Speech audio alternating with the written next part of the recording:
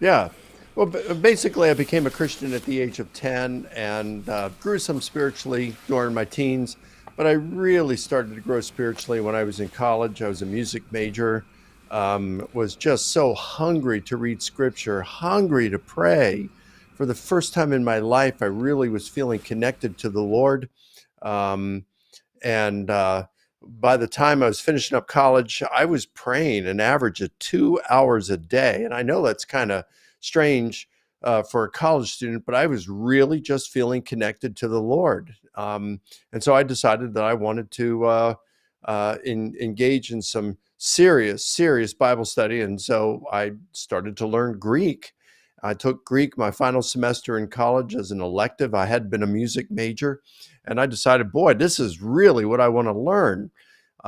So I was able to get into a master's degree program um, in New Testament studies on probation because my grades weren't good enough to get into that kind of an academic program. And but I had to take a year's worth of Greek over the summer, and I did really well with that. And then I aced all my Greek courses. I had the equivalent of 5 years of graduate level Greek. And um, toward the end of my studies, I just started to ask the question: how do I know this is true? Gosh, I'm praying an hour, 2 hours a day. I'm spending all this time in Scripture. I'm loving it, but maybe I'm just brainwashing myself. Maybe I really don't have this connection with God that I sense that I do. And what about people in other religions like Islam and Buddhism and Hinduism? Do they sense that they have a connection with God, or in Buddhism with the ultimate? Um, well, what's going on here? How do I know if what I believe is true? And so that's how I got introduced to Christian apologetics. And I was introduced to Gary Habermas, and he introduced me to the evidence for the resurrection of Jesus. And he gave me a real brief case when I talked to him in his office, and it really satisfied me. But then later on, I got thinking, well, all I did was, that satisfied me for then because I just wanted to be reassured in my faith. But really, how do I know that this stuff is true? And so I ended up doing a PhD in New Testament studies, but I focused on the philosophy of history and historical method as would be applied to the question, did Jesus rise from the dead? And during that period, I engaged in numerous public debates with some of the leading skeptical figures out there, people like Bart Erhman and Elaine Pagels and Shabir Ally and others. And because I figured, we don't have to fear truth. And if I wanted to see if the historical case for the resurrection of Jesus could withstand the strongest critical scrutiny. And I believe after all that time, and now I've had about 3 dozen debates, most of which have been on the resurrection of Jesus, I believe that the evidence can withstand the toughest critical scrutiny. Um, and so I think the evidence strongly suggests that Jesus rose from the dead. And so it's like, that just really excited me, but I wanted to continue to, excuse me, do research into evidence to see what exactly can we prove about Jesus. And I enjoyed debating skeptics, and I wanted to keep doing that. So I ended up getting a teaching position at Houston Christian University, as you know. So I've been there for 12 years, um, and have come in contact with some fantastic students like yourself, and just so proud of what you're doing, Bill. So that's my story. I teach online for HCU. I live in a suburb of the Atlanta area. And so a lot of what I do is, teaching plus a lot of speaking all over the country, sometimes outside, a lot of research and writing and things like that. So, yeah.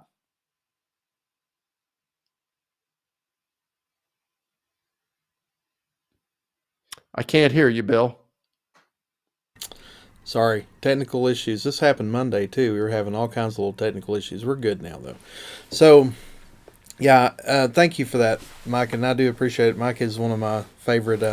He's been one of my favorite professors of all time. He's just such an encourager.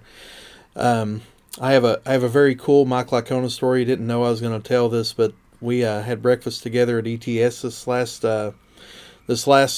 semester in November, and we were there in San Antonio, and Mike, he means what he says, man. He really believes this stuff because we even had a great little prayer meeting with our waitress because Mike invited her into our prayer time over the food, and we got to pray for her family and things, and I could tell it really touched her life, and I'm just glad that Mike's one of those guys. I know he not only speaks it, he lives it out. So I didn't know about the 2 hours of prayer a day, man. That's like John Wesley level praying. Oh, I don't know about that. Kind of felt when I was telling you that, I felt like the Pharisee that Jesus talked about. I'm glad I'm not like this other guy. I fast 3 times a week and whatever. But no, I just said that. And you don't start off with that. I mean, I remember starting off with my roommate. We didn't really know how to pray, but we said we were going to get together every night and pray. This is my freshman year. And it's like we started off with 5 minutes, 2.5 minutes each. And then it's like, whoa, we started seeing prayers answered. And so we bumped that up to 5 minutes each, and then 10 minutes each, and then 15 minutes each. And then we decided, we're just going to start praying on our own. And then that grew to like half an hour on my part, and then an hour, and wow. And at that point you got a lot of things on your heart. I'm praying fervently that God will lead me to a good wife. And so I've got these burdens, and so yeah, you're just connecting with the Lord in that sense, and it was just a wonderful time. Well, yeah, and true. And I don't think you're being a Pharisee about it. It's just I think more people need to hear things like that. That this is. I try to make the case for this all the time. Apologetics is not just an intellectual exercise. I mean, you really need to be praying because especially in my work with Ratio Christi, we do not separate apologetics from evangelism at all. So we have to be sure that we're prayed up so that we can share the gospel and pray for those who we're sharing it with. So I think that's so important to the work that we're doing. So I appreciate you mentioning that part of it because I'm preaching that gospel all the time. So let's get into some of this stuff because that's what a lot of people are watching this to hear about. How can we defend the resurrection as a historical event? Because Paul, it seemed to indicate that the entire Christian faith is in vain in 1 Corinthians 15. The entire Christian faith is in vain without the resurrection. So why do you think Paul said that the way that he said that, Mike? Well, I don't know exactly what was going on in Paul's mind, but we have throughout the Gospels, we have good reason to believe that Jesus predicted his imminent death and resurrection.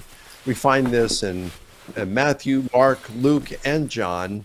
And the motif of Jesus predicting his imminent death and resurrection is multiply attested in all 4 Gospels. So it does seem that the historical evidence is strongly suggestive that Jesus indeed predicted his imminent death and subsequent resurrection. Paul, in 1 Corinthians 15 now, he is answering some questions the Corinthian Christians are asking him. And apparently, it seems that there were some skeptics in Corinth who were telling the Christians that they were wasting their time, that there was no afterlife. When you died, that's it, game over. There's no overtime. There's nothing else that's going on. You just cease to exist. And so they're asking Paul, so, what happens when we die? Is there a resurrection body, and what's it like?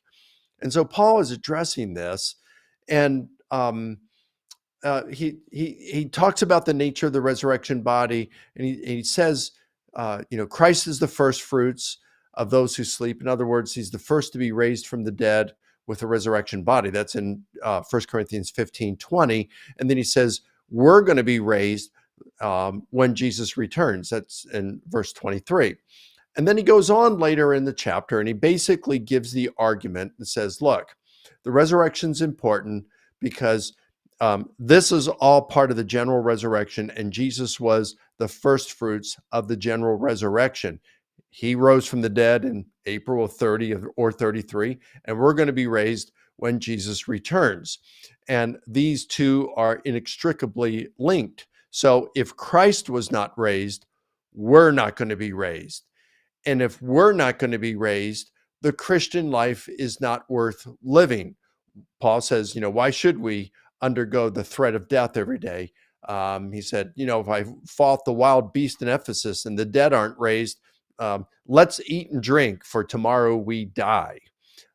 So again, his argument is, if Christ was not raised, we're not going to be raised. If we're not going to be raised, the Christian life is not worth living. But Christ was raised, therefore we will be raised. Therefore, the Christian life is worth living. And so, this argument makes no sense, of course, if Paul was just referring to resurrection as a metaphor. It wasn't really going to happen. It's just a nice thought. It shows that he truly believed that Jesus had been raised, and our future eternal life is contingent on whether Christ was raised. That's why it's so important. Interestingly, too, that's sort of counterintuitive. Like you briefly said that in your explanation. Very counterintuitive, countercultural to the way that Greeks and Romans saw the body. They didn't see any value in the body. So really made very little sense for Paul to include that as the strongest thrust of his message, especially if it wasn't true. And so that's what we're talking about here tonight. So many people have divided. I find out they've never thought about this. Matter of fact, when I give this talk in churches on the resurrection of Jesus Christ and the historical evidence behind it, it's typically the apologetics talk that I give on a Sunday morning, where we'll see people actually make a decision to follow Christ, while other apologetics talks make people go, that's interesting. I've never thought of it that way. It seems like there's something about this, like John Warwick Montgomery even said, this is the most important apologetic argument in his opinion. And I tend to believe that too, that all other arguments, for me anyway, come back to, okay, so let's talk about the resurrection and the history behind it. And people attack it quite often. So one of the attacks is, well, perhaps the disciples of Jesus just maybe they certainly believe they saw him. So the skeptic might say, maybe they were just hallucinating. So how would you respond to the skeptic that thinks that this was all just a hallucination? Well, I think hallucinations is the second most common objection to the resurrection of Jesus. And for a long time, it was the most common one. Hallucinations, let's talk about what they are first of all. They are false sensory perceptions. So you believe you are perceiving something with your natural senses, but that something isn't. Can you hear me, Bill? Because you're frozen on the screen. There you go. So you can have a visual hallucination, an auditory hallucination, olfactory hallucination. You smell something. A gustatory hallucination where you taste something, a tactile hallucination where you touch or feel like you're being touched by something. It's kind of like when you first got your mobile phone and you put it on silence when you went into a lecture or something, or church, and you thought in the middle of the lecture that you got a text, and so because you thought you either heard it vibrate or you felt it vibrate, and you pulled it out and you looked at it and said, nope, didn't get it. Well, that is a tactile hallucination. If you felt it, you felt it vibrate. A kinesthetic hallucination where you have the sense of movement, a sense of motion. So we've all experienced that at some time, like when you dream that you are falling and you wake up. That is a kinesthetic hallucination. So hallucinations typically occur in a single mode. So you're going to see something, but you're not going to see and hear it. The only time that you'll have it in multiple modes is if you're high on drugs or you're schizophrenic. So other than those two, you are typically going to experience a hallucination in a single mode. Now, not everybody is going to experience a hallucination as a visual hallucination. The people most prone to experience a hallucination are those grieving over the loss of a loved one.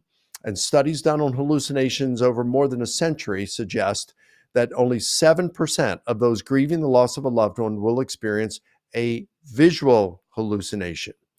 Now, 7%. Now think about this. How many of the apostles claim to have experienced an appearance, visual, an appearance of the risen Jesus? It would be 100% would have experienced a visual hallucination, which is extremely, extremely unlikely and goes against what we've learned from modern medical knowledge over the past century or so of those who would experience, of how hallucinations work. Moreover, since hallucinations are private occurrences in the mind of an individual, they have no external reality to them. So they're like dreams in that sense. So I couldn't wake up my wife in the middle of the night and say, honey, I'm having a dream. I'm in Hawaii. Go back to sleep. Join me in my dream. Let's have a free vacation. You can't do that because I'm experiencing that dream. She may go back to sleep and also dream that she's in Hawaii, but it's not going to be the same dream. So it's kind of like if we had a group of people and I said, let me give all of us a sleeping pill, let's go to sleep and let's all dream we're in Hawaii. Well, we all go to sleep. Still, not everybody's going to dream we're in Hawaii. And those of us who do aren't going to have the same dream. So it's the same thing with hallucinations. These are private occurrences in the mind of an individual. They're not contagious. They're not collective. And so when we talk about group appearances of the risen Jesus, and in the earliest report we have of Jesus's resurrection, 1 Corinthians 15, verses 3 through 7, we've got 3 group appearances to the 12, to more than 500, to all of the apostles. So that's pretty profound. It doesn't appear to have been a hallucination. If it were just one person, like Peter, that'd be one thing. But we're talking about to everybody, plus, and all, it's 100% group appearances. And then what about Paul? Paul's not grieving Jesus' death. He believed Jesus was a failed Messiah and a false prophet. So Jesus would have been the last person in the universe that Paul would have expected to see or even wanted to see. So the probability that we're looking at hallucinations for resurrection are extremely low, if not impossible. So there you have it. So that's one objection. One objection. We've got a few more here. So I like doing Islamic studies, research, and things. It's one of the things that I really just have a fun time. I notice there's a lot of overlap the more I read the Quran with the Quran and Bible, and it's one of the more interesting discussions that I get to have, and I get to talk to Muslims almost on a weekly basis. It's a real privilege to live in Houston, Texas, and in that way you get to so much cultural diversity here, have so many neat conversations.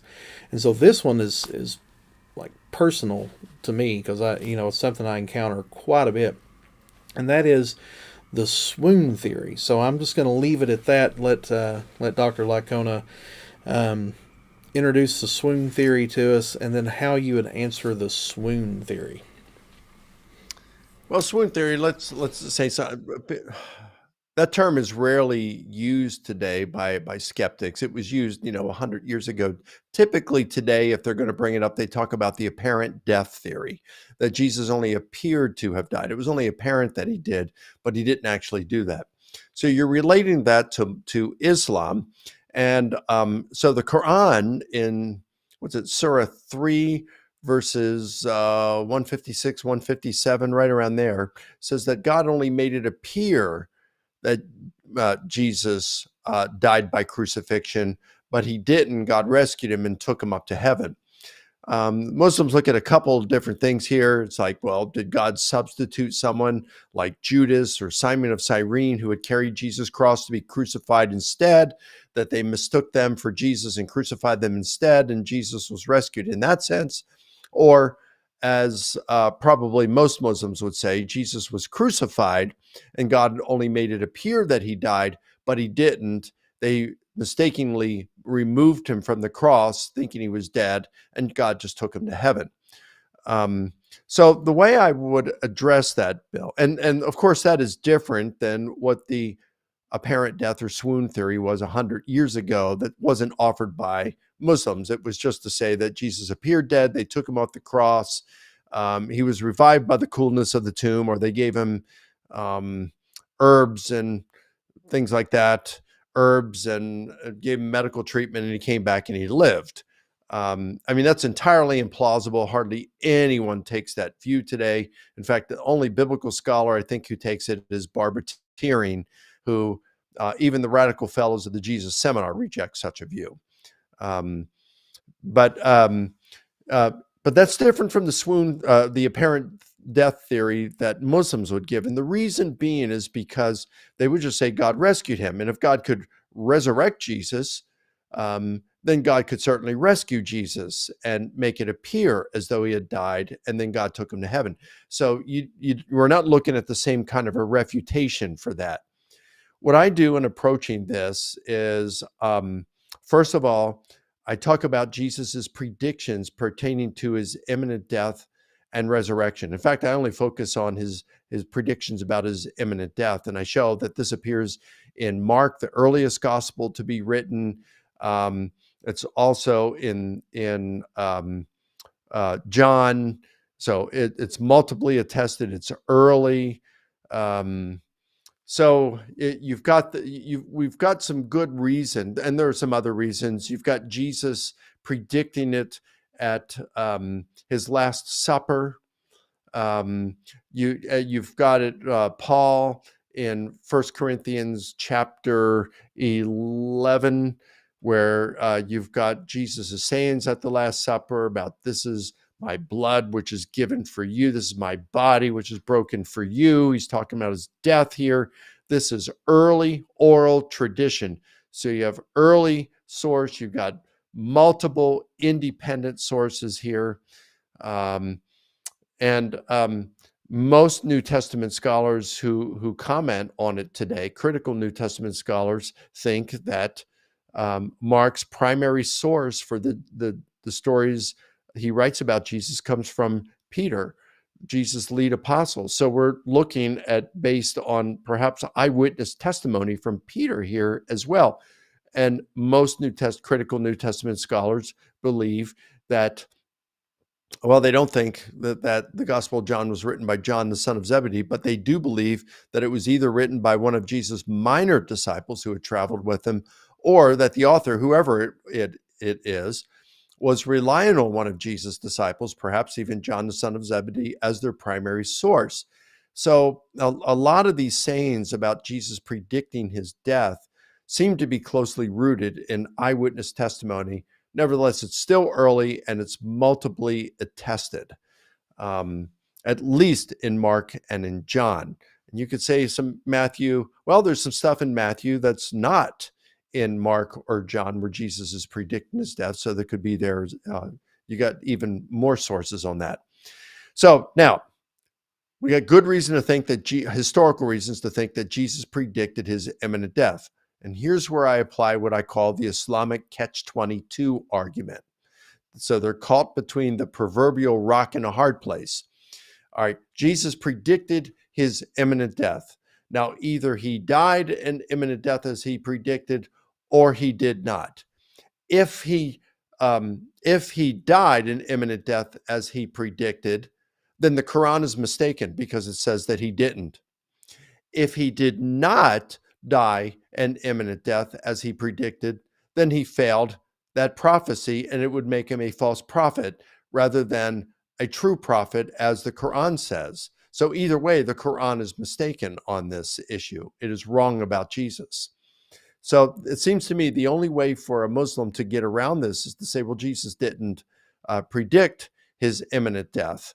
And to that, I'd say, well, I've given you several reasons, historical reasons, for thinking that he did. Which one of those do you not like, and why? In fact, you have to refute all three of them that I've given. So that's how I would address that. We have theological reasons to think that Jesus, to reject the Muslim view on that. It's not that God could not have rescued Jesus. It's that he did not rescue Jesus. Oh, let me throw in one more thing. If the Quran is true, then why would Allah allow the apostles to think that Jesus rose from the dead, died for their sins, and rose from the dead? Two major things, doctrines, Christian doctrines that the Quran expressly rejects. Why would Allah allow the disciples to be deceived and to go on believing this without correcting them? So we can understand why he would allow the Jewish leaders or the Romans who crucified him to be deceived. But why Jesus's apostles, which the Quran refers to as Muslims? And then that raises the question, if Allah was willing to deceive Prophet Jesus's followers, then how do you know he's not deceiving you right now? You couldn't know. And there's no reason for thinking that he is not deceiving you now. So there's numerous reasons for rejecting the Muslim view. And to think of it too, Christianity has grown to be the largest religion in the world and the greatest threat to Islam. So it doesn't appear that it would be very wise of the so-called all-wise Allah to allow this deceit to continue, when it would have been so very easy for him to correct it by just having an angel appear to Jesus' disciples, or having Jesus himself appear and say, look, I didn't die, God rescued me. But that did not happen. Another interesting thing I could add to that, Mike, because I did my master's thesis and looking at doing a Ph.D. in intercultural studies next fall. My study interest is Islam, and especially admitted truth in the Islamic text. There's a couple of interesting verses here, and I think making a real quick distinction between popular Islamic theology and maybe what we could call the original intent of the Quranic literature. There's some, and actually some of these Muslim translators have been absolutely correct in the way they've translated some of these Arabic words, like afwa feka.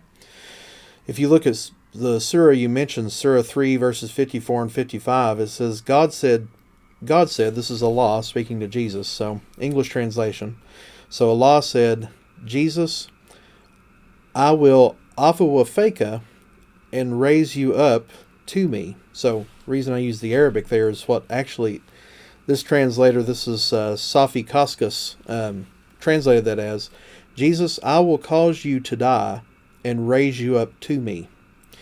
Now, I've pressed some Muslims on this, and they all agree that afwa feka, every time that word is used in the Quran, it refers to a physical death of a human being. Every time. So why would it not be used like that there? And they said, and I had a Ph.D. in Islamic Studies say in front of my students the other, like I've got it recorded, it's going to be on a podcast before long, said, maybe that's so. Like, well, okay. So I think there's a difference sometimes in the admitted truth in the Quran versus the way it's being interpreted now. For instance, the angel Gabriel always being referred to as the Holy Spirit. And I said, where in the Quran does it say that? Never says that in the Quran. That's part of the theology that comes to explain some of these conundrums, and I think sometimes those things. So I just want to throw that in there. That's my 2 cents for what it's worth. So we're moving past the apparent death theory, what was once called the swoon theory, hallucinations. So now we've got naturalism that says, well, miracles are just impossible. So if somebody raises from the dead, that's a miracle. That flies against the hard facts of science. So how would you how would you defend the Christian faith against the naturalist who says a resurrection is physically impossible? There's no good reason to believe something like that. Well, now we're getting a little bit closer to the number one objection that skeptics raise against the resurrection, and that goes with naturalism or related to naturalism. Um, so I would answer that by saying, well, how do you know miracles don't happen today? What's your argument for that? And then I would wait for them to give a reason for that, if that's the way they stated the objection.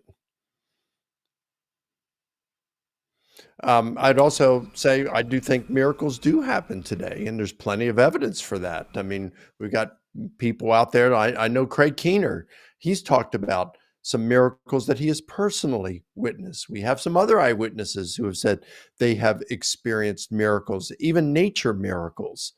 Um, and this isn't something that just occurs, like David Hume said, amongst the uneducated and naive. You got people with PhDs, MDs, people who are intellectuals in modern day who say that they have experienced or been an eyewitness to miracles. Yeah, so there's really no good reason to believe that a miracle could not exist. Matter of fact, I really like C.S. Lewis's explanation of this. If I can paraphrase him, he said that we live in a world that's filled full of a natural order, a natural law, a natural way of things. And if God, who is a mind behind the natural order of things, wants to interrupt that natural order and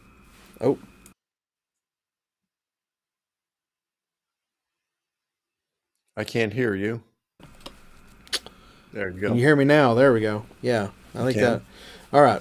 I thought my microphone was messed up. But yeah, he said, so if God wants to come in and interrupt the natural way of things, well, I guess we'll just have to call that a miracle from time to That's time. right. A miracle is not an exception to the laws of nature. It is not a violation of the laws of nature. I mean, like right here, I have a pen.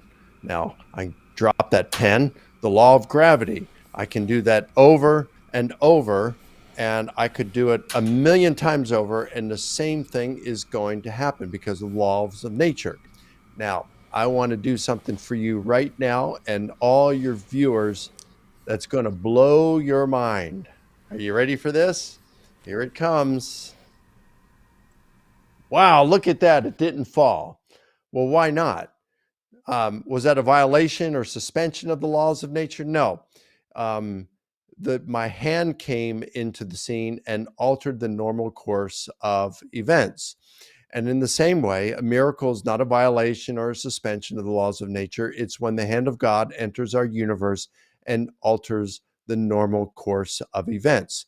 So, in order to say miracles don't happen, you would have to show that God does not exist. Now, some people may find your arguments against God's existence compelling, um, but but most of us don't. Most people in the world are not atheists. They do not find those arguments compelling.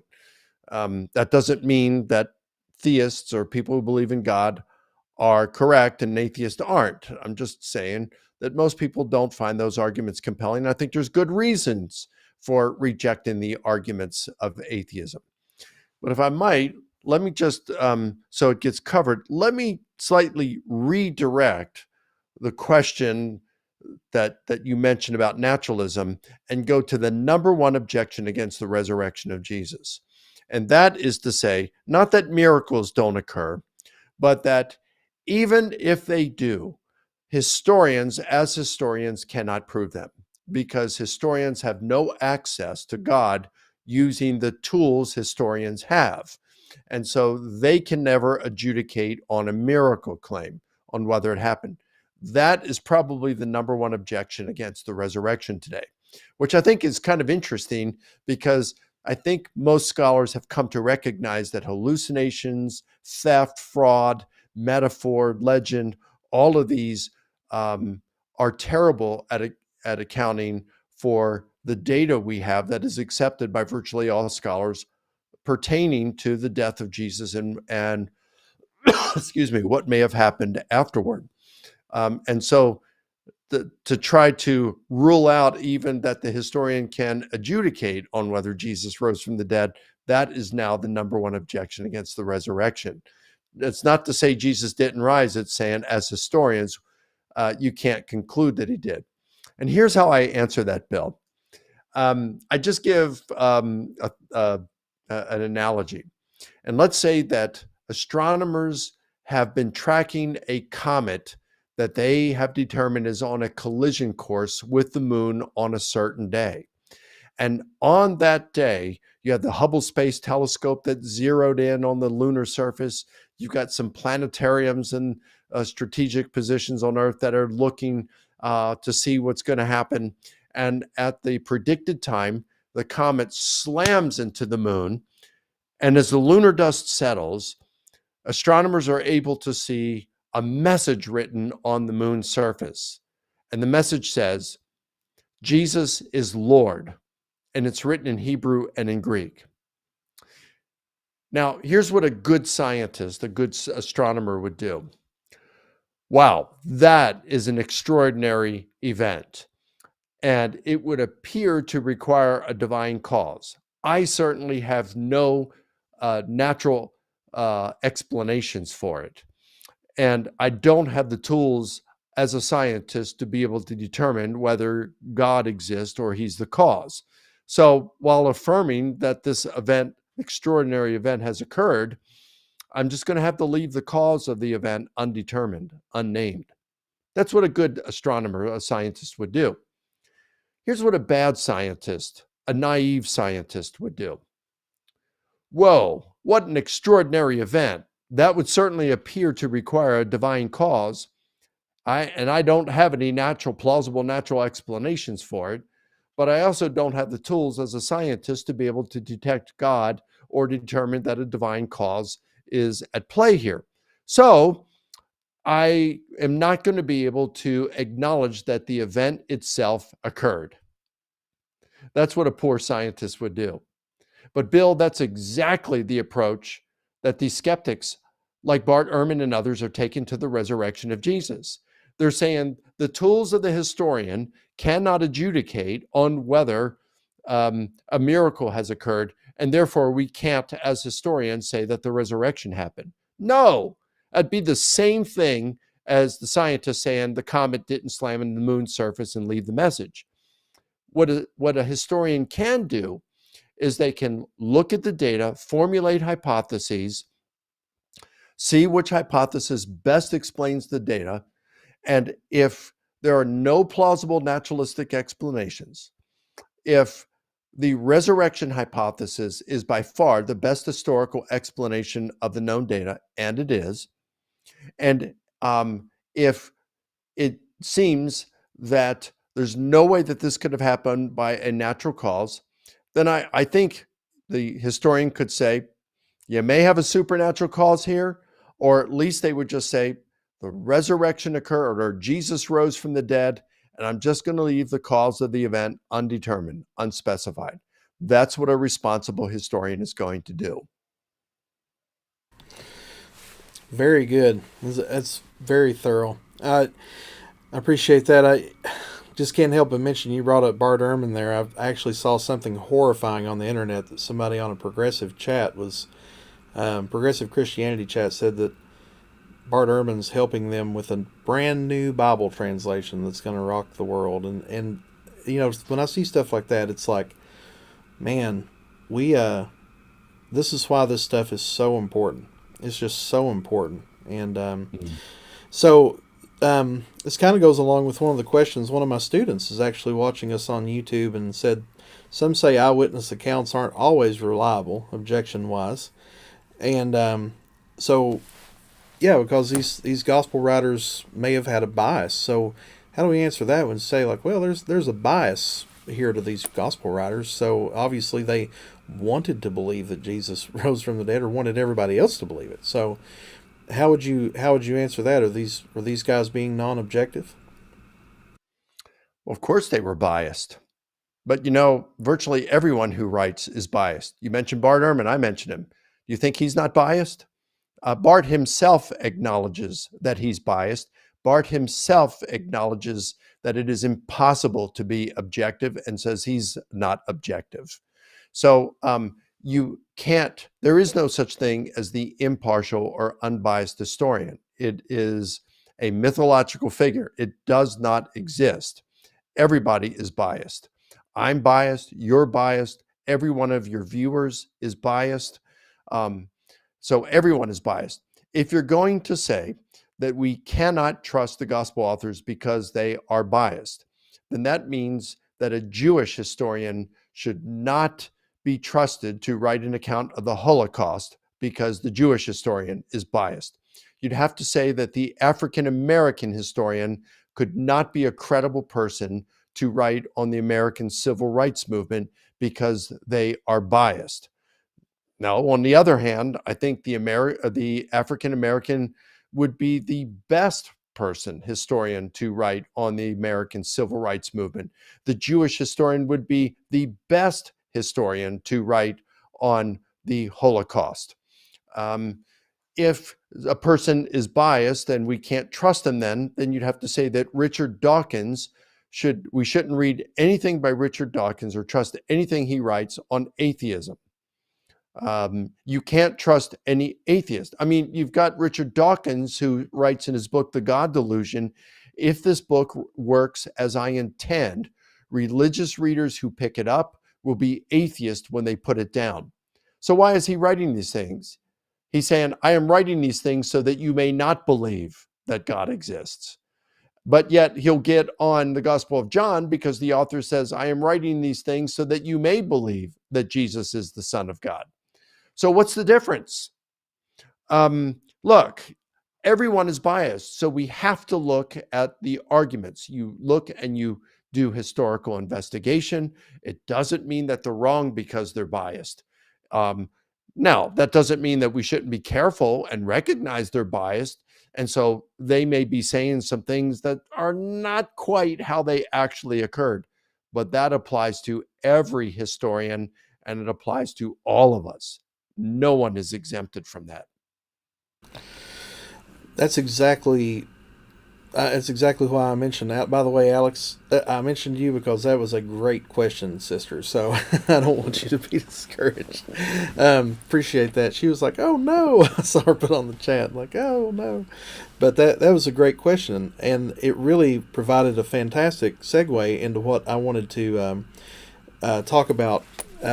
Next was one of the greatest things that we went through in Dr. Licona's class was philosophy of history, because most of my undergraduate work was in history, and then I switched it over and almost started over and did theology. So long story, but that's what happened.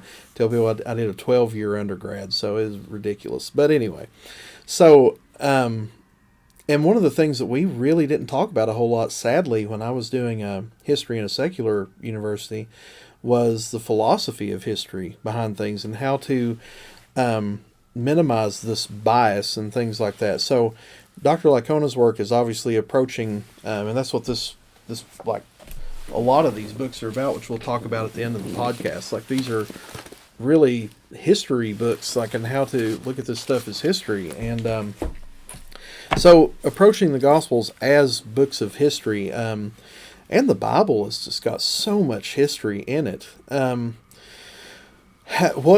What is like a good methodology to some of this stuff? Like, what do we need to understand first as the Gospels as books of history, because they have a certain genre to them, right, Mike? That's correct. Most scholars today, by far, biographies. They just have so much in common with the genre of ancient biography. And even those who don't go as far as saying they're ancient biographies, they are willing to say that they share a whole lot in common with the genre of ancient biography. Now, ancient biography differs from ancient novel, okay? Even though they can somewhat sound differently, it's still a different genre. The Gospels are not ancient novels. By far, most scholars would say they're not, and only those who are out there riding on the fringe of New Testament scholarship would claim that they're novels. They're not, because ancient novels, as Craig Keener has shown, ancient novels were typically romances in which two lovers had to overcome obstacles. That is not the Gospels, of course.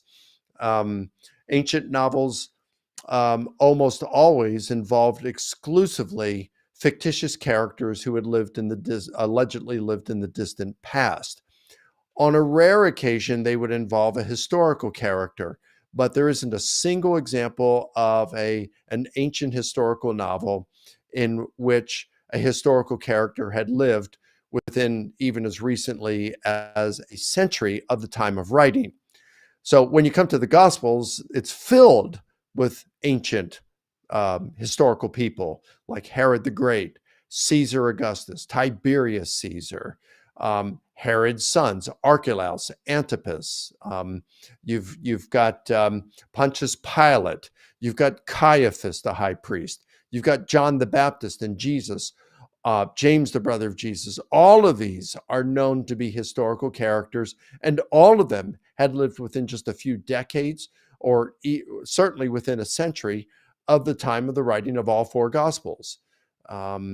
So they're not ancient novels. They are ancient biographies. Now, that doesn't mean that everything in them is true. Ancient biographies could blend in some legend and myth involved. That's not to say those are in the Gospels, but the genre of ancient biography could include some of that, and there's a lot of liberties that could be involved. The life of Apollonius of Tyana by Philostratus, who wrote in the third century, early third century, or wait a minute. Yeah, the very early third century.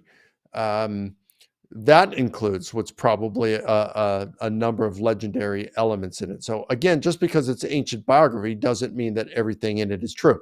But it is the proper genre if you are going to include historical accounts about a figure. So that's a starting point.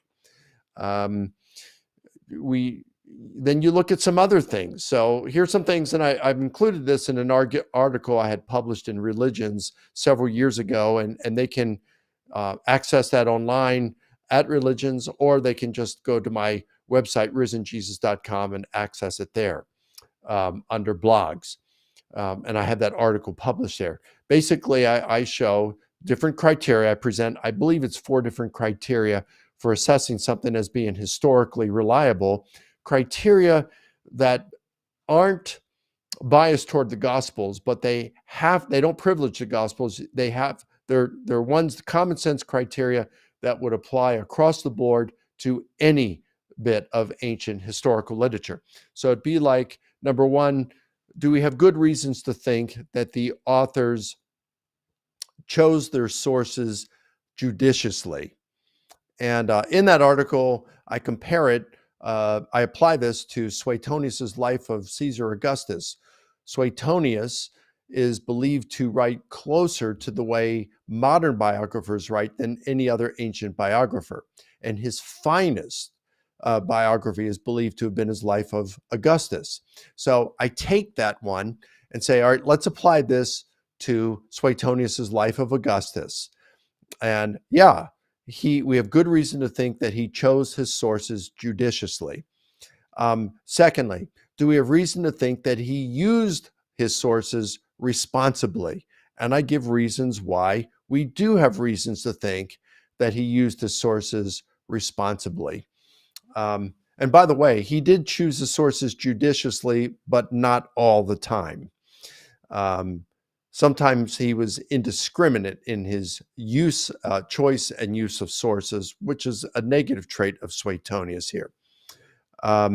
Third, do we have good reasons to think that a number or even most of the things that Suetonius reports in that life of Augustus is true? Can they be verified? And fourth, we don't want any more than a very small percentage of things reported to be reasonable candidates for being errors.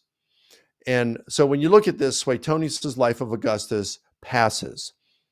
Then I compare it with the Gospel of Mark, and I show that Mark is every bit as good as Suetonius's Life of Augustus in fulfilling those criteria, if not a little bit better. So I think we have good reason to think that at least Mark, and we could go from what I've just said here, that Mark is a historically reliable account of Jesus. Now, again, that does not mean that everything Mark reports about Jesus is true. What I would contend is by historically reliable, we mean that the author, be it Suetonius or Plutarch or Matthew, Mark, Luke, John, or whoever, they are giving us an essentially faithful representation of what occurred. That's how I would define historically reliable. Now, it could be more than that, but it's nothing less than that. So I'm not just saying that what we have about Jesus is only an essentially faithful representation and nothing more, or a good gist of what occurred. I'm saying at minimum, we have that with the Gospel of Mark.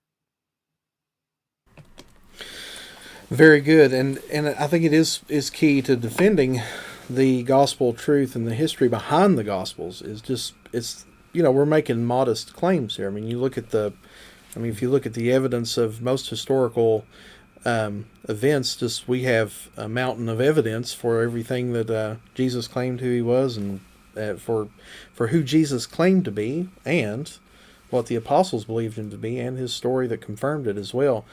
But one of those things, and you'll hear this a lot, especially from skeptics, whether they be atheistic skeptics or theistic skeptics, they'll say, well, surely you're interpreting all of this through this, you're a Christian, so, I mean, you're pretty heavily invested in this, and it was one of those things. I don't feel like I had a solid answer until I started taking your classes and started reading through what I jokingly call the big book, because the Resurrection of Jesus Christ, a New Historiographical Approach, is a mouthful every time. But I call it Michael Licona's big book. One of the things you get into in the early chapters here is just this methodical credulity, skepticism, and neutrality.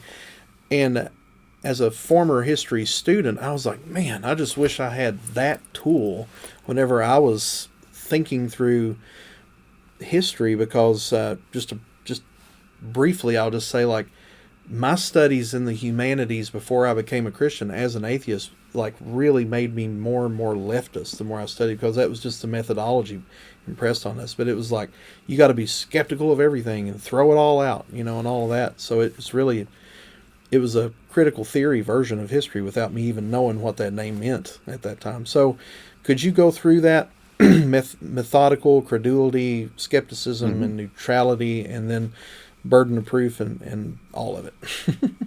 Sure. So methodical credulity would be to say that a report should be presumed innocent until proven guilty, you could say, in a popular sense that way.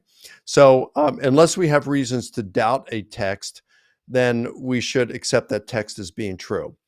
Now, there are a number of historians who take that view.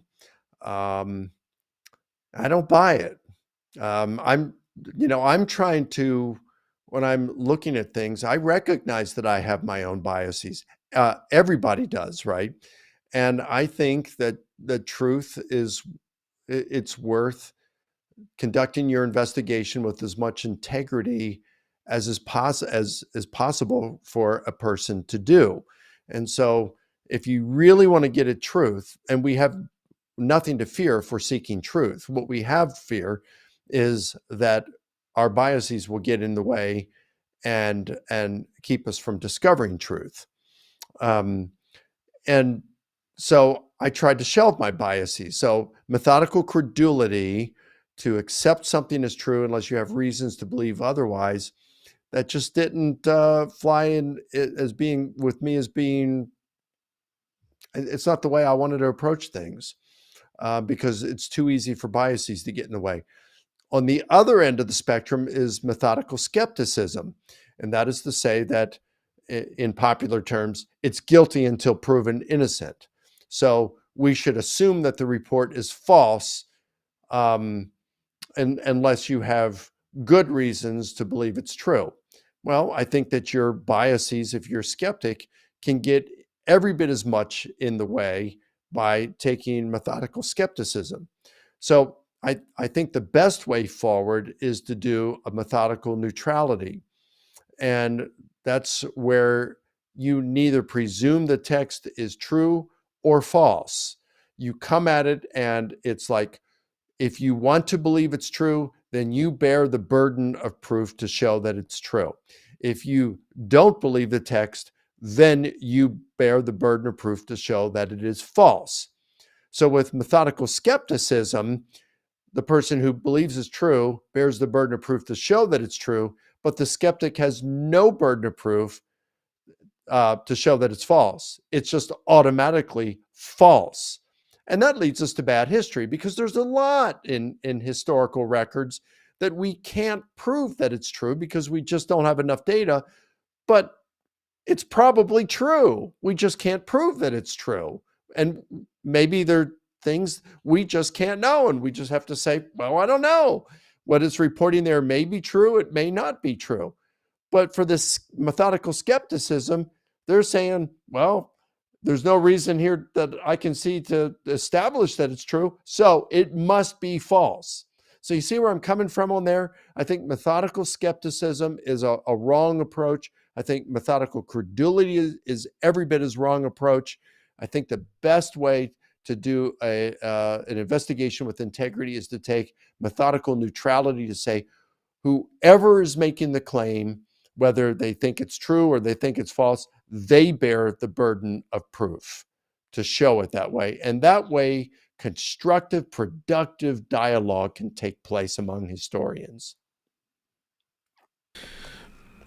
So that would lead to, what do what do you think Luke's gospel now? Of the synoptic gospels, he really took almost an investigative methodology behind that. And so, where do you think he lands in all of this for the skeptic out there that's saying Gospels is history? Well, never heard that before. Maybe they've heard it a million times, but have they considered Luke's Gospel and the historical claims that he makes and his methodology for researching the facts surrounding Jesus? Well, that's a good question. Now, in my research, I've only applied those 4 criteria to Mark. I haven't taken the time yet. I intend to do it, Matthew, Luke, and John, but I haven't done it yet. But just on the surface, I would say, yeah, Luke appears to be a decent historian here. He's writing as a historian. In fact, you'll have some scholars like Ben Witherington that says the Gospel of Luke is not biography, it's history. I disagree with him on that. It does it does possess some of the qualities of history, but the most common, you could say, quality or characteristic of a biography is its focus on the life of a single person. And this is certainly what Luke is doing with Jesus. Now, yeah, it has some qualities like a history does, but so does Plutarch's Life of Julius Caesar. And Plutarch talks about the difference between biography and history, but he kind of melds the two together in his Life of Caesar. But he still calls it a life, which was the way back then that they would say a biography. The term biography didn't come until later on. So he calls it a life, a biography of Caesar, and it's still about the life of a single person. So I do think that Luke, Gospel of Luke, is a biography of Jesus. But anyway, whether you call it a biography or a history, it's very close in terms of a genre, and it's a hybrid. You could say Luke, just like Plutarch's Life of Caesar is a hybrid between biography and history, so is Luke's gospel. But I think he chooses his sources judiciously. So first of all, he's using Mark extensively. And if the majority of critical scholars are correct, that Mark's primary source was Peter for his information, Luke would have known this. And he says he's got his information from, it's a little ambiguous here, what he's saying. He's either saying he got it from the eyewitnesses or those who knew the eyewitnesses, or I think he's probably referring to both. But he's certainly referring to Mark, which would be one who got his information from the eyewitnesses. Um, a slight majority of critical scholars do think that Luke was a traveling companion of Paul, and therefore he would have come in contact with some of the other apostles, and he could have gotten this information from them for his gospel. Majority of critical scholars do go with a Q source, which would be um, um, traditions about Jesus, just on the teachings of Jesus, not necessarily narrative, but teachings of Jesus that are very early. In fact, James D.G. Dunn says it could very well go back to notes of Jesus that was going around even while Jesus was still alive. So it'd be very early traditions about Jesus that Matthew and Luke shared. So I think he's choosing his sources judiciously. When we see how he uses Mark, we see that he at least uses Mark responsibly. And if he's using Mark responsibly, we've got reason, and you can say that about the Q material as well. So we have reason to think that any other sources that Luke used, he probably used them responsibly as well. So that would leave the last two criteria. One, can we verify a number of things in his gospel as being correct? I think so. Not everything, of course. There's a lot we can't. But I think a number of things we can apply in the use of the criteria of authenticity, or whatever you want to call them. No more than a very small percentage of things have a reasonable chance of being false. We do have something like the census by Quirinius toward the beginning of Luke's gospel, which is a reasonable candidate for being an error. I know that there are some possible explanations, but we have to at least acknowledge that it's a reasonable candidate for being an error. But that is a very minor thing. So, that would be just my initial thoughts, but I wouldn't go too heavily on those right now. I would really want to sit back and think about these things through before giving an official answer, you could say. Maybe we can stay tuned to the upcoming article or something. Pretty good for initial thoughts, though, Mike. Not too bad at all, man. So we have questions. What I do love about doing these live videos is we actually get to answer the questions that you are asking. So we have a few questions here. Some of them I've been answering in the chat as we've been going, and but I have a few here that I thought would be good. First, an encouragement from my buddy Jacob down around the southern border. He's got some awesome gospel ministry with down there with Hispanic culture and things. It's just an awesome guy to talk to. I would call him a rising star. He's one of my favorite people to talk to. So shout out to you, Jacob. He said, "Thank you, Dr. Licona. I think he met you last year at the conference we were in San Marcos, Texas last year." He said, "Thank you, Dr. Licona, for giving me your book on the resurrection. It's been a blessing for me. I'm going to be teaching a series, God willing, to my church." So we can all be praying for Jacob in that. So. Yeah, I think I do remember Jacob. So thank you, Jacob. Okay. So let's see here. Jacob also asked, it's a little off subject, but maybe there's a few Muslim friends out there listening in that may be asking the same question. He said, "What's the difference between a Muslim committing suicide about their belief in Allah and the death of the apostles?" What do you think? You got anything on that, you think? Well, I haven't really considered that, but of course, the apostles weren't committing suicide. The jihadist, the Muslim jihadist, is actually committing suicide in the name of Allah, thinking they're doing a good service. So they're blowing up or killing non-Muslims, thinking they're going to get a reward for that in their struggle with jihad. The apostles, on the other hand, were out proclaiming the gospel. It's not that they were seeking death, but they didn't fear death, because having seen the risen Jesus, they were pretty confident of what was going to happen with them after they died. So as one of the apostolic father says they despised death. It may have, I don't know if it was an apostolic father or one of the early church fathers, says they despised death. They cared little for it.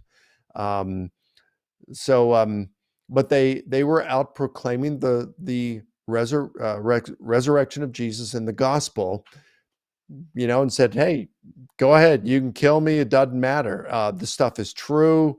I'm going to obey God rather than you. I'm going to spread this message because it's true."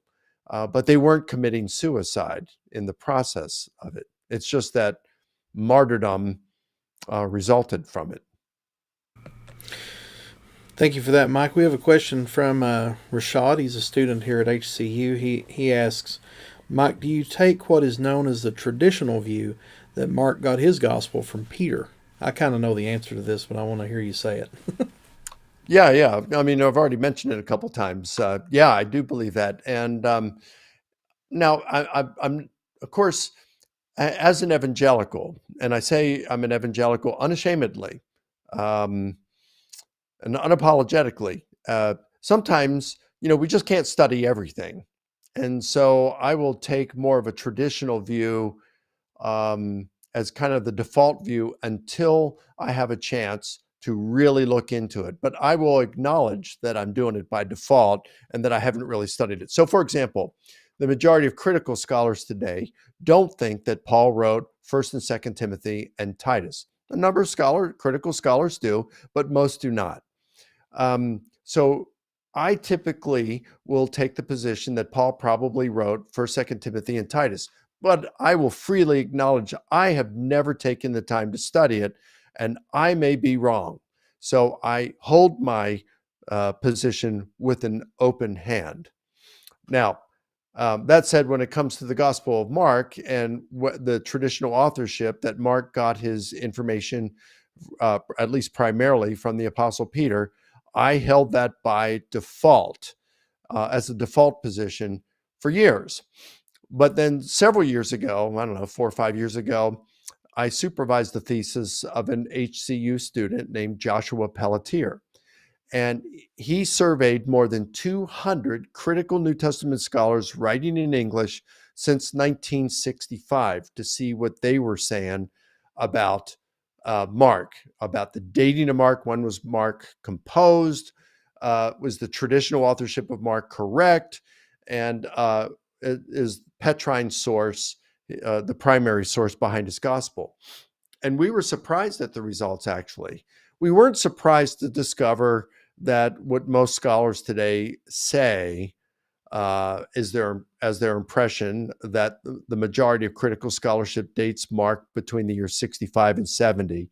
That turned out to be true in what he found. In fact, we found that you could really actually say 50 to 70 because there were a significant number of scholars who dated it in the 50s and early 60s. But if you took and you narrowed down, you find that there were more scholars that weighted more heavily towards 65 to 70. We also found that a slight majority of scholars, a majority nevertheless, agree with the traditional authorship of Mark, at least those who are commenting on the authorship of Mark, and a slight majority do think that Mark's primary source was Peter. And so I had him look at what these scholars were saying and the reasons they were giving for and against it and all the counter arguments that were given. So I became familiar with those due to the good work of Joshua Pelletier, and I'm happy to say that he is currently completing working on a Ph.D. Where he is expanding his research even into looking at more scholars to see what they're saying. And I believe he's doing even outside of just English scholarship. That may change things if he's looking at German and French scholarship, South African scholarship, things like that. But still, it will still come out that there are, at minimum, there are good reasons for thinking that Mark's primary source for writing his gospel was Peter. All right, thank you for that, Mike. We have a couple of questions from our Ratio Christi students from the ministry. My wife and I are working at HCU. If you have any questions about that, shoot me an email or something. But yeah, we are. So Timothy asks, is there historical evidence that, so we have the way he asked this was like we're assuming that the historical evidence is there that that Jesus was who he said he was through these eyewitnesses. But one of the questions that he's been asked here lately is a tough one. I'd not heard this before. How do we know that there is historical evidence that the apostles were actually the writers of these things? I'd heard it before, but not quite like how he was asking it. Okay, fair question. So there are 13 letters in our New Testaments attributed to Paul, and scholars are pretty unanimous that he wrote at least 7 of them. And two of the ones that we appeal to for evidence for the resurrection would be 1 Corinthians and Galatians, both of which are among Paul's undisputed letters. In other words, it's undisputed among scholars that Paul wrote them. Now, when it comes to the Gospels, you have 2 of them that church tradition attest were written by eyewitnesses. That would be Matthew and John. And there's no claims that Mark and Luke were eyewitnesses. Nevertheless, as we just talked about Mark, we have good reasons to think that Mark got his information from eyewitnesses. And if the traditional authorship of Luke's gospel is correct, which most critical scholars would acknowledge that it is, and we see in the proem that he says he's getting his information from eyewitnesses and those who knew them. I to me, I think there's good reason to think that Luke is telling the truth here, and so we could at least say that Mark and Luke's gospel are closely rooted in eyewitness testimony. Now, when it comes to John's gospel, as I said a little bit earlier, the majority of critical scholars do not believe that the Gospel of John was written by John, the son of Zebedee. That is the traditional authorship. Now, you'll have some good critical New Testament scholars like Craig Keener, Craig Blomberg, and others who will say, yeah, John, the son of Zebedee, is the author of John's Gospel. The traditional authorship is correct. I'm not saying that he wasn't. I'm just saying this is where the majority of critical scholarship is today. But even those who deny the traditional authorship of John's Gospel do believe that it is closely rooted in the eyewitness testimony of one or more of Jesus's apostles who had traveled with him. So that's still pretty close. Plutarch, our greatest ancient biographer, much of what he and Suetonius are writing, these are the 2 greatest biographers in antiquity, and much of what they're writing is not coming from eyewitnesses. Or they're not eyewitnesses of what they're writing, is what I'm saying, but they're still getting it from eyewitnesses and those who knew them. So that only leaves Matthew as the last gospel. Now, Matthew, the authorship of Matthew's gospel is the most heavily contested. I do think that since it's unanimously attested by the early church that Matthew was its author, and it seems to be the most popular of the gospels by the early church. I don't think that should be rejected so quickly. Nevertheless, I do acknowledge that there are some challenges to the authorship of Matthew's gospel that shouldn't be quickly dismissed either. At the end of the day, if I had to just take a guess, I would say that Matthew was involved pretty heavy use of a secretary, an amanuensis, just like the Apostle Paul did, just like Cicero did. The amanuensis, look, I want you to use Mark as your primary source. I've got some other eyewitness material here too, and I want you to use that as well. And that's probably how we got the Gospel of Matthew that we have today. That would be my guess. And for those who haven't heard of that word amanuensis before, because a lot of the people listening on this podcast are just getting a taste of apologetics and some of these words. Maybe you'd want to explain what an amanuensis was, because that's a pretty fascinating idea in and of itself. So most of the people in antiquity could not read or write. Only, I mean, it's estimated between maybe 10 to 20% could read, and maybe only half of those could write as well. And even those who could write and write fairly well, they made use of an amanuensis, which we could use as a popular term, just say a secretary. Now, that doesn't mean a secretary like, good morning, this is the secretary for the Apostle Paul. How can I help you? No, he is busy for the next year, but maybe we can schedule something the following year. Not that kind of a secretary or an assistant.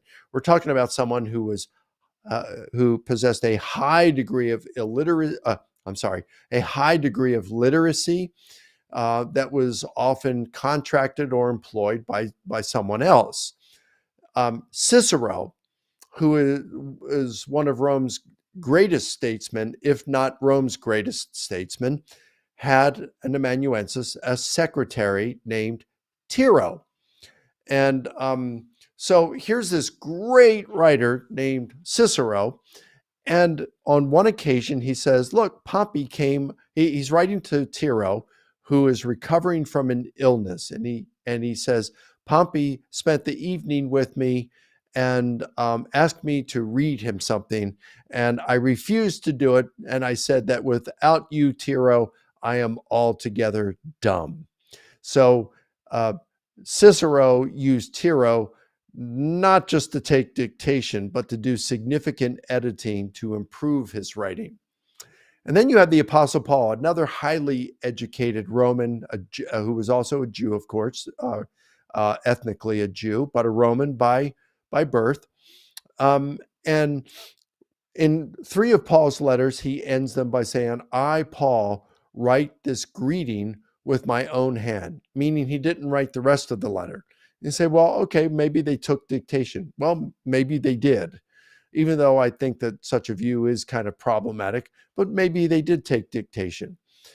But we don't know.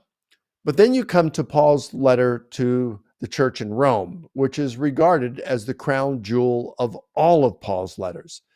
And in chapter 16, verse 22, it reads, I, Tertius, who wrote this letter, greet you in the Lord. So Tertius identifies himself as the amanuensis, the secretary who wrote the letter.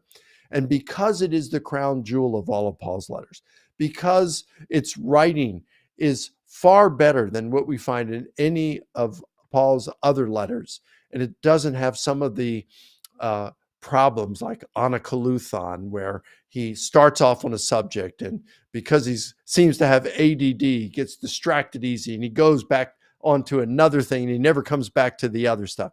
Or because he has these long run-on sentences. We don't find this kind of stuff in Romans. And so we can see just the beauty of the letter, the literary quality of Romans. It's almost certain that Tertius did a whole lot more than take dictation. He did significant editing with that letter to make it what it is today. Now, if Cicero and Paul, who were highly educated, could use secretaries in the composition of their literature, are we really to think that Matthew and John, a tax collector with limited literacy, and John, a fisherman, when they are writing not letters, but full biographies of the life of Jesus, that they're not going to engage the robust use of an amanuensis, a secretary in it? Well, of course they're going to.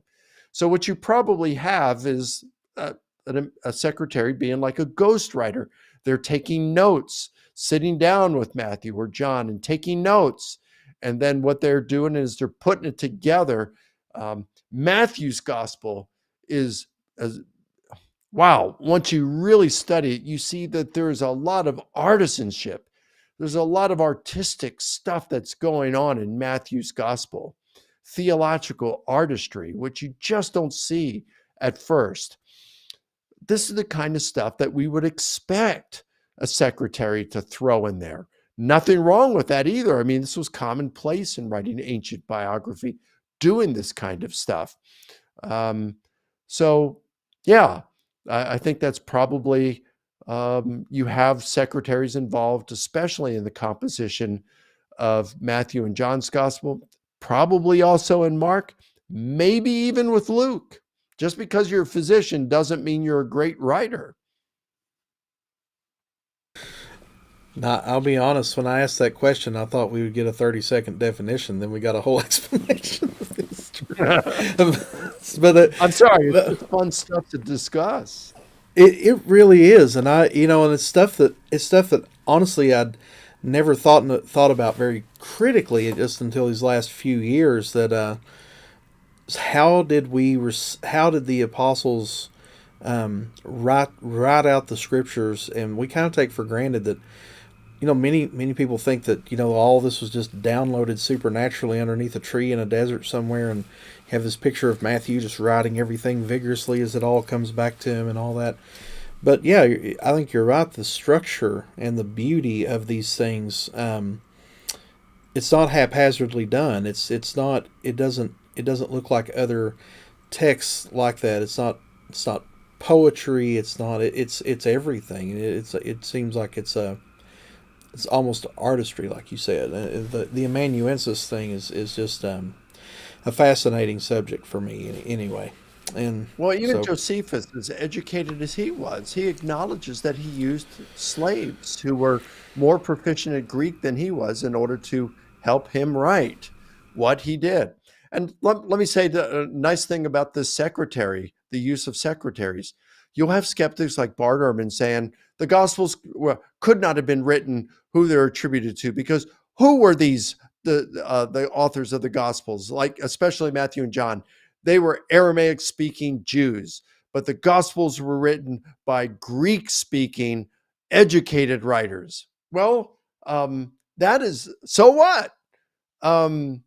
They were probably using secretaries, and the use of secretaries would completely annul this objection by Erhman and others about against the traditional authorship of the Gospels.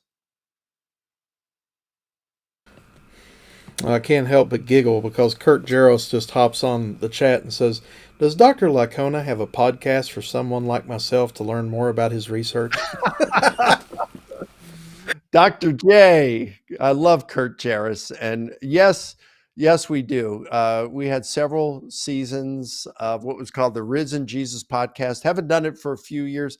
Just had so much else on the plate. We might get back to it, but yeah, they can go to any number of things. Maybe Dr. J will put in the comments where they can find it. I know it's on our YouTube channel, and I think it's on Apple and Google Play, the podcast, where they're available in audio form, but they're in audio and video form on our YouTube channel. And they can, some of them, the initial ones were done in audio only, but then the latter seasons were done in video. So thanks, Kurt, for mentioning that. He's crazy. He is. I love Kurt Jaros. Anyway, yeah, and as far as that goes, if you look at the description of this podcast, you can find it on our YouTube channel. There's a link to Dr. Licona's Amazon page, his podcast, and his YouTube channel. So get on there and get all the Mike Licona you want right off that description of the video you're watching right now, if you're watching it on YouTube. If you're not watching it on YouTube, now's your chance to switch over there, look up The Truth Conversation, and subscribe to this channel. We'll be doing this weekly. So that said, perfect segue as we're closing down tonight. I want to take we've got one more question, but I'm going to save that for last. But this is a good time to mention this. There's Dr. Licona has got a few books here that I just pulled out of my library, and like I said, I've mentioned this one a few times. I have wore this thing out. Actually, I finally just got it on Logos because I was quoting it so much. It's just I was like, I just need to get it on Logos, I guess. This one's neat. We talked about this a little bit tonight. Paul meets Muhammad, a Christian-Muslim debate on the resurrection. This one's dialogical, sort of in form, and it's almost like Paul and Muhammad discussing these things back and forth. And it's a really fun read. I think you would enjoy that. It's quick, but it's got a lot of neat insight into it. That was fun to write. I would say it was, yeah. Then this one's an oldie but a goodie. This is one that Dr. Licona wrote with Gary Habermas. It still has the original CD-ROM game in the back of it, my version And of that's it. it's a fun game to play if you have a PC. It won't work on Mac, but if you have a PC, it's a fun game to play. It's a simulated television game show with a three-dimensional animated game show host who's hilarious, and it will help you master the information in the book. We're running out of time, but I was looking through. I don't usually look at the front of the book has some endorsements in it. John Warwick Montgomery actually said, "The world has gone computer mad, and there's nothing as addictive as interactive CDs." I just giggled. My wife is appalled at the time I spend at the console, both Mac and PC, engaged in such activity. And he goes on to say, this provides an ideal opportunity for computer novices and experts, whatever their age, to interact with solid case of resurrection. I was like, of all the things that John Warwick Montgomery could say about this book, he was recommending the software that came with it and how fun the game was. I was like, that is so funny. And then, when we developed that software, when it was developed, we didn't do it. We actually had a defense contractor who created tank simulators for the Department of Defense, and they did it for us for free. It was like over $250,000 of work that they did for us. But I remember we showed it to Gary and I showed it to Tom Wright back in 2003, about I don't know 6-9 months before the book came out, and we let him play it for a couple of minutes on a laptop, and he would just kind of giggle and say, "Extraordinary, extraordinary." That's so funny. I'm just getting a visual of Tom Wright just looking at this like, wow, extraordinary. That's so funny. I want to bring him on this podcast just so I can hear him say it, so I can get a good.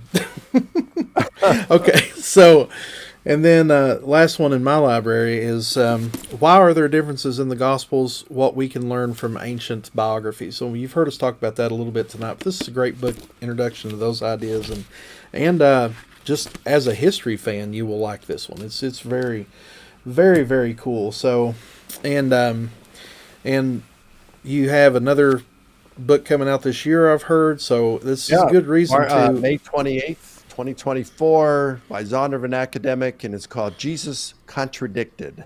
Why the Gospels tell the same story differently. So it's a more popular, more accessible version of the Oxford University Press one that you just picked up, the monograph, which is kind of, I mean, you read that because that's required reading for the, apologetic Scripture and Apologetics Implications course. But as you know, it's a heavy read. So this one's going to be a lighter read, and it will also get into things such as how does this fit in with the doctrines of the inspiration and inerrancy of Scripture. That's also going to come out in video format, audio format, Kindle format, and Logos format. So we're looking forward to that one coming out. Yep. Okay, so good reason to go straight from this broadcast tonight and go ahead and get on Amazon and follow Dr. Licona's author page, and that way you'll know you can pre-order and get that bad boy and be some of the first to read it. So one of our students has said, blessings to you all. This is my buddy Rashad. Dr. Licona, hopefully I'll have you as a prof sometime in the future. I'd be happy to take your course. So that's pretty nice. Rashad, I hope you will. Yeah. And, we can attest that the MA in Christian Apologetics at HCU it's a good program. I think we had the finest MA in Christian Apologetics in the world. I know some other schools would contend that they have a better one, but I do think we have the best. We've got great faculty. We've got 2 tracks. You can go the cultural apologetics or philosophical apologetics. So So there's two different tracks that you can do, and so we just have a really great time. And I'd say a big difference between our programs and some of the others is we have a broader tent than these other schools do. So as I tease Gary Habermas, tongue in cheek, but yet there's some truth to it. I'll say, Doc, at Liberty, you teach students what to believe, but at HCU, we teach them, or you teach them what to think. At HCU, we teach them how to think. So, we have our own beliefs, but we have a broader tent of evangelicals at HCU than they do at Liberty or Biola or SES or Southern, any of those. We have Catholics and Protestants, complementarians, egalitarians, Calvinists, Arminians, those who believe in inerrancy, those who don't. And what's interesting? We all get along. And I can just say in my courses, I present different views, I challenge different views, but I don't tell students what to believe. I help them to wrestle through these things and arrive at their own conclusions so that they own their beliefs because they arrived at them themselves. So join us. You can study online. You can study on campus. We've got some great programs, MA in Christian Apologetics. We've got an MA in Philosophy and Master of Arts in Theological Studies and MA in Biblical Studies. We've got a Master of Divinity and a Doctorate of Divinity degrees. So some good stuff that we offer at HCU. Well, another interesting degree that she left out of the list is if I had one more master's to do, it would be this one. It's the Masters of Classics in Early Christianity, which is a fascinating. Yeah, it is a great department. I can attest to that too. Not only as a graduate, but somebody who is here every day of my life. It feels like the conversations we get to have here is just, it's so cool to, have these diversity of beliefs, but we all get along for the central purpose, almost a missional purpose for academic Christianity. And and the emphasis on ministry here too, and the love for ministry. It's not just an ivory tower school. It is all right, now you know it, go out and share it kind of school. And I really enjoy that too. So that said, we're going to end our podcast with one last question from one of our Ratio Christi students, Cynthia. I asked her if you could ask Mike Licona one question, what would it be? And she thought for a minute and she said, here's one. How would you share the gospel with a Jehovah's Witness because they do not recognize Jesus' divinity? Good question. I've actually written a small book that you can access for free on my website. My website is risenjesus.com.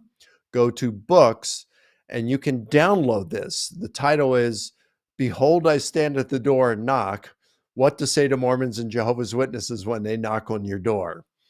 And so dialoguing with Mormons and Jehovah's Witnesses for decades, I've come up with answers that I think can work every time.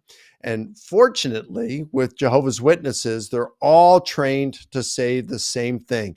In other words, every last one of them have the same playbook. You just have to know what their plays are, and you can know what they are ahead of time. So I provide all the texts that they use to show that to argue that Jesus is not deity, and I address them. And then I provide texts for the deity of Christ and how they're going to respond to it and how you respond to that. And these have been tested over and over and have been found to be effective. So you can download that book for free and you'll be ready to talk to Jehovah's Witnesses the next time that they come to your door. And they're coming. So you can be ready for Jehovah's Witnesses and Mormons the next time they're there. You know how easy it is in the world that we live in today, Mike. While you said that, I just Googled that really quick, found the PDF, and was able to cite the website in both the YouTube channel and the Facebook chat. So if you look at the bottom of the chat, guys, you can go ahead and click that link, and you have a link to go follow and learn how to. It's a pretty. I was looking at it. It's about 52 pages on PDF. I think it was. So yeah, it's not long. Yeah, it's not long, because they're like but 2 pages good. 2 pages per one. So it's a short book. And so Yeah. we don't get into all the history and all that. It's just like, let's get right down to where it matters and let's look at what they're saying and how to answer it. Very cool. So, well, thank you, Dr. Licona, for giving us your time. We know it's precious, and I know this has been a very enriching conversation. As I told Mike before we start these things, it's like we have these goals that we want to meet in these podcasts, but really it's just kind of like talking with a friend all night, and your all's interaction is so valuable. We thank you for all your questions. If you're interested in this kind of stuff, subscribe. We'll be making regular content, and I appreciate our regulars who have been coming already and joining us every week. So thank you guys. God bless you, and thank you, Mike. Any parting words before you get out of here? Now, Bill, just keep up the good work, brother. I'm proud of you and what you're doing. Same to you, my friend. It's I appreciate people like you constantly encouraging us younglings and coming up in the practice and in the faith and in the word, and man, this world needs apologetics, and appreciate your work. So thank you, Dr. Licona. Guys, we will see you next week. Thank you for joining us on the Truth Conversation, and be looking forward to next week, as we'll be talking to Dr. Austin Freeman, the chair of the School of Christian Thought's Apologetics Department here. We're going to be talking about angels, demons, and all of that fun stuff. So join us, and I'm sure you're going to enjoy it. So we'll see you next week. God bless you guys, and always be seeking for truth.